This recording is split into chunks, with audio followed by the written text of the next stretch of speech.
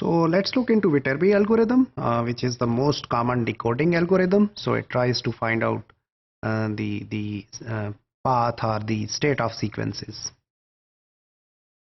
It's a dynamic programming approach, and you guys are well familiar with that, so that's why I'm putting it here. So the objective is you are given a sequence of observations and HMM model. Now Viterbi can be used to find the most probable state path.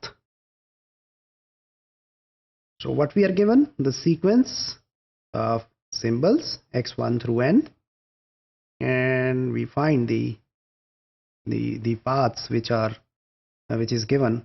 So we have pi 1 through n, that is the path or the sequence of states, and which path we want. So we want the path that maximizes this thing, the maximum probability. So probability of observing a sequence over that path which gives us the maximum score or maximum probability.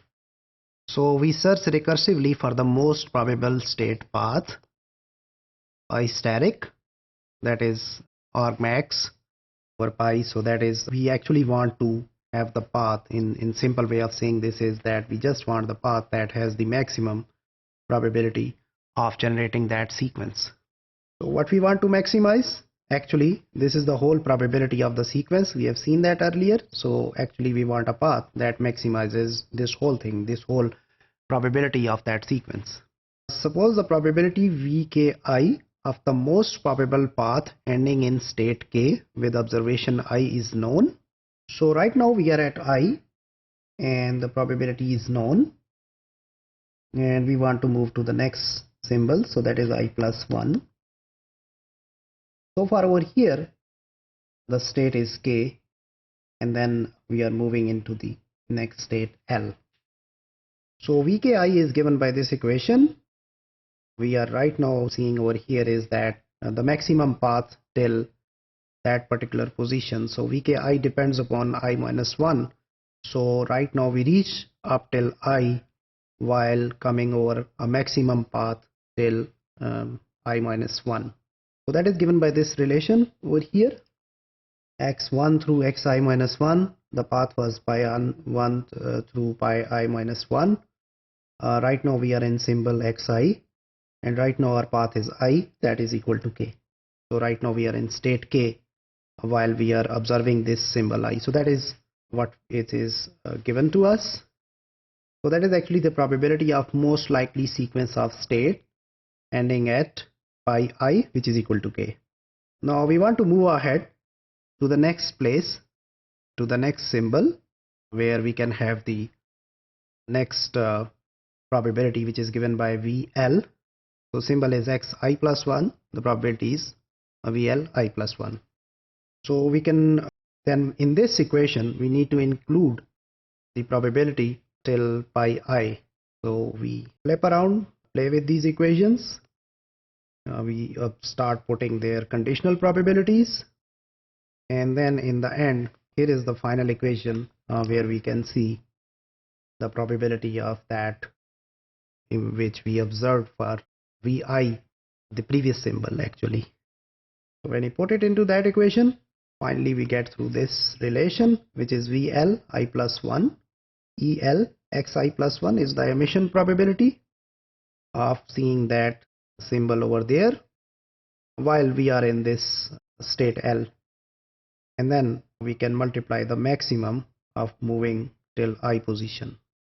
So that part was, we reach at I, and now we are moving, or there is a transition from k to L over here. We're moving into next state, and where we can observe the sequence or observe the next symbol at that location, which is xi plus 1, which is right here.